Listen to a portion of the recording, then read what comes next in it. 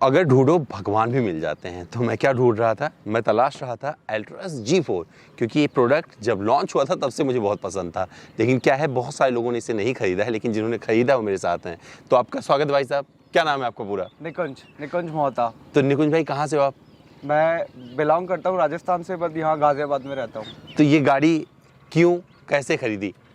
Sir, ये गाड़ी मेरा ड्रीम था जब ये आई थी। हाँ। बट लॉकडाउन के चक्कर में हम वेट करना पड़ा। उसके बाद में मैंने 700 देखी, XUV 700 वीडियोस में रिव्यूज़ देखे, लेकिन मुझे उसकी बिल्ड क्वालिटी समझ नहीं आई। दो उसमें फीचर्स बहुत हैं, बट मुझे उससे बेटर ये बस इतना बताइए अभी यहाँ पे कि कितने की पड़ी है आपको? ये मेरे को 34 की पड़ी। 34 की पड़ी है। और बातें करेंगे इनसे गाड़ी में बैठ के, क्योंकि बहुत सारे अनुभव मुझे जानने हैं इनके कि इस गाड़ी के साथ इन्होंने कितने किलोमीटर चलाया है और कैसा लग रहा है, और बहुत सारी गाड़ियां इस सेगमेंट की इन्होंने क्यों छोड़ दी। चलिए अंदर चलते हैं। चलिए भाई, आइए।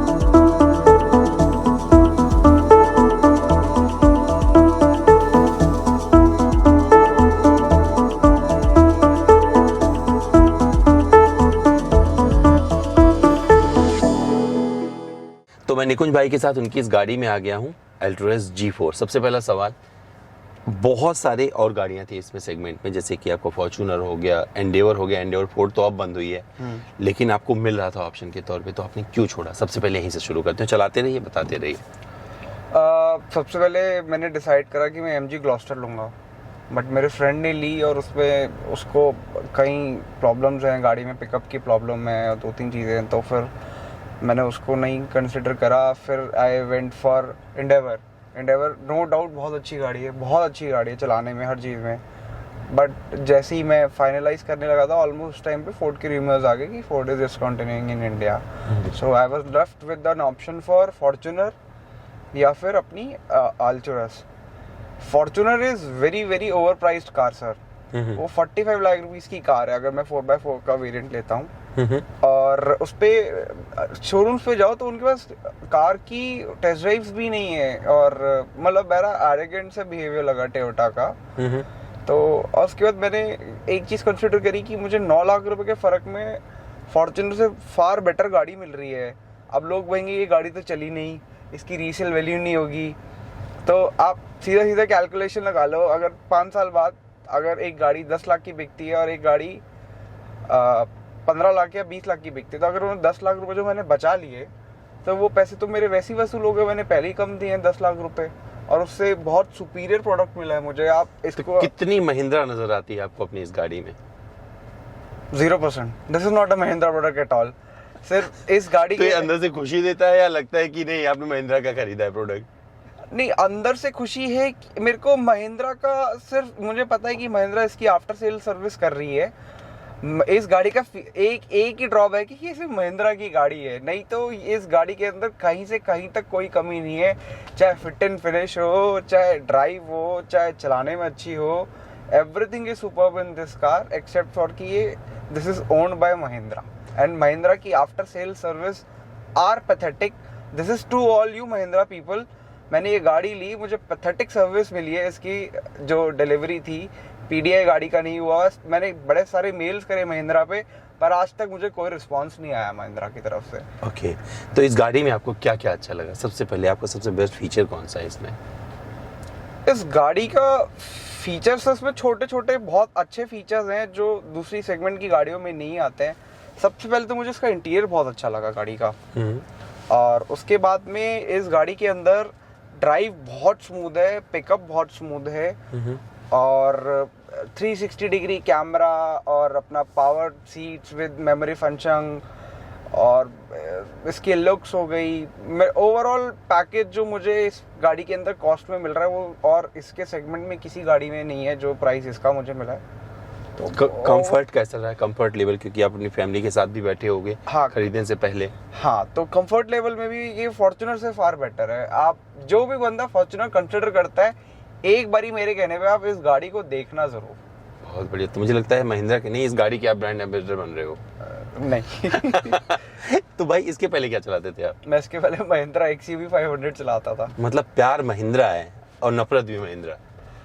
हम इंडियन ब्रांड्स को प्रमोट करना चाहते हैं सर। ऐसा नहीं है कि मैं दूसरे ब्रांड को लेके अपने इंडियन ब्रांड को प्रमोट नहीं करना चाहता, बट हमारे इंडियन ब्रांड्स के साथ प्रॉब्लम ये है कि इन्होंने आफ्टर ब्रांड्स अच्छे हैं, वो बड़े कॉम्पिटिटिव प्रोडक्ट्स और बहुत अच्छे प्रोडक्ट्स लाते हैं। अभी जो नई 700 आई है, इतनी कॉम्पिटिटिव और इतने अच्छे प्राइजेस के साथ आएगी वो गाड़ी, बट उसको ना महिंद्रा की आफ्टर सेल सर्विस नहीं संभाल पाती उस गाड़ी को। महिंद्रा और टाटा के प्रोडक्ट अच्छे हैं, नो डाउट, प्रोडक्ट इनके इंटरनेशनल स्टैंडर्ड्स के हिसाब से आ रहे हैं, बट उन गाड़ियों की आफ्टर सेल सर्विस मार खा जाती है। ये सबसे बड़ी हमारे इंडियन ब्रांड्स की कमी है।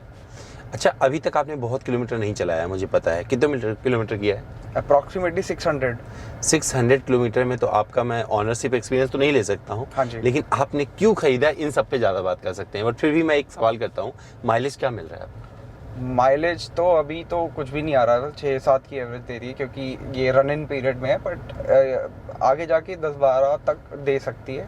पर मैं ये मान के चलूँ सिटी में 8 से 10 के बीच में देगी।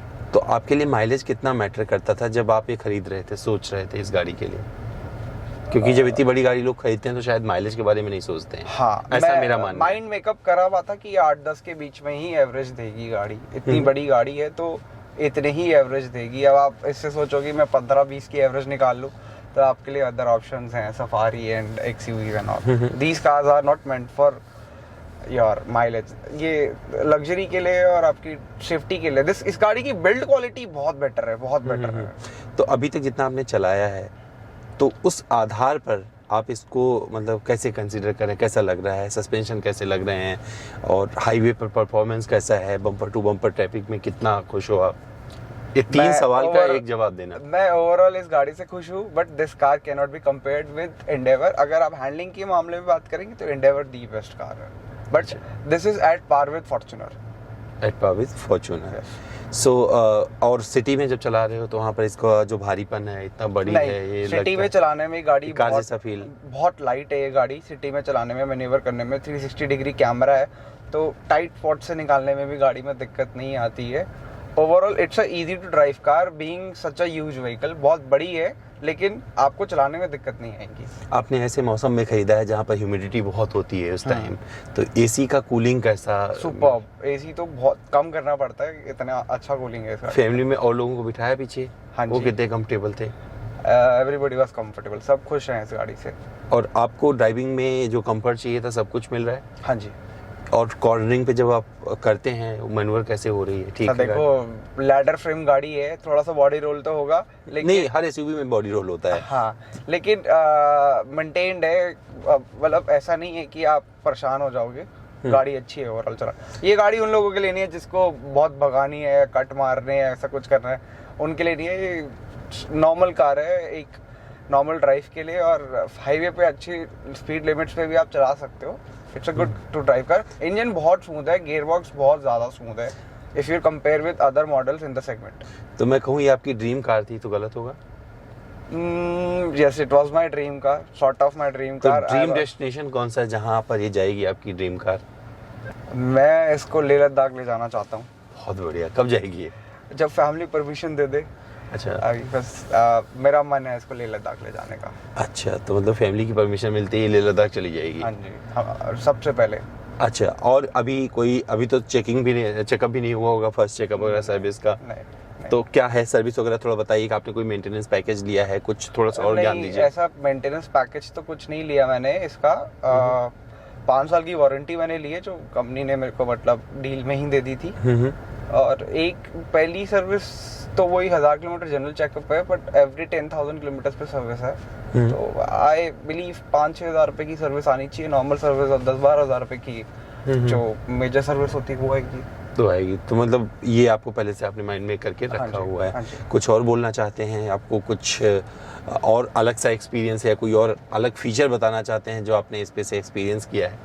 छोटी छोटी चीज़ें हैं जो अब तो शायद 700 में भी आ रही है, क्योंकि 700 में सारे फीचर्स सैंगयोंग के ही डाले गए हैं।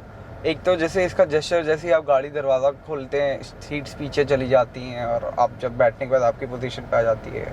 मेमोरी सीट्स हैं इसके अंदर।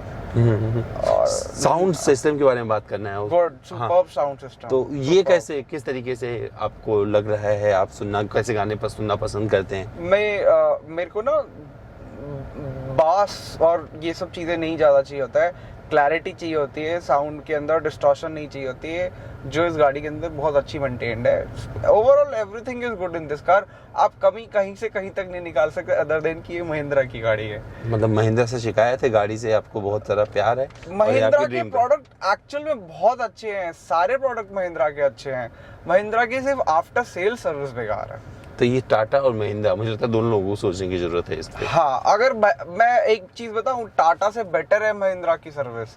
अच्छा। बट वही है कि बस इन लोगों के साथ यही दिक्कत है कि इनकी ये लोग मतलब अगर आपको कोई प्रॉब्लम होती है, जब तक इनको आप मेल्स नहीं डालो, ऊपर लेवल तक हड़काओ नहीं, तब तक इन लोगों को समझ नहीं आनंद महिंद्रा जी को हाँ, ट्वीट ना करो, जब तक उनको ट्वीट ना करो। मतलब ये इनके डीलर एफर्ट नहीं डालते हैं कोई भी चीज के अंदर। हाँ। बस वो सरकारी काम लगता है महिंद्रा के अंदर। बाकी चीजें, प्रोडक्ट अच्छा है, मैं बार बार यही चीज बोलूंगा, प्रोडक्ट बहुत अच्छा है। महिंद्रा प्लीज आप इसकी सर्विस को इम्प्रूव करो। मैं बोलता हूँ।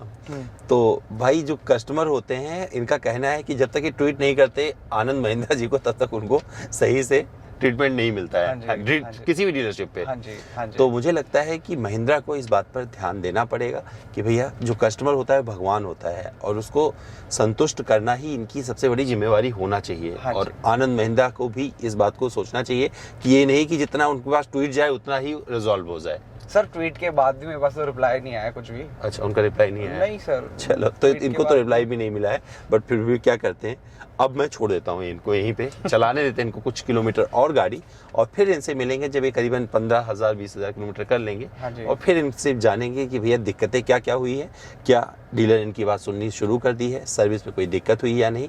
तो ये सब मैं बात के लिए छोड़े जाता हूँ। फिलहाल मैं आपसे विदा लेता हूँ। उम्मीद करता हूँ एल्टोरस G4 का ये कस्टमर रिव्यू आपको पसंद आया होगा। फिर भी मुझसे कुछ रह गया है, कुछ और जानना जुड़ना चाहते हैं या भैया से कोई सवाल करना चाहते हैं, तो मेरे इंस्टाग्राम पर चले आइएगा। मेरा इंस्टा हैंडल है amit.dwivedi। सवाल करिए, सारे जवाब मैं दे दूंगा या इनसे लेके दे दूंगा। चलेगा भाई? पक्का, श्योर।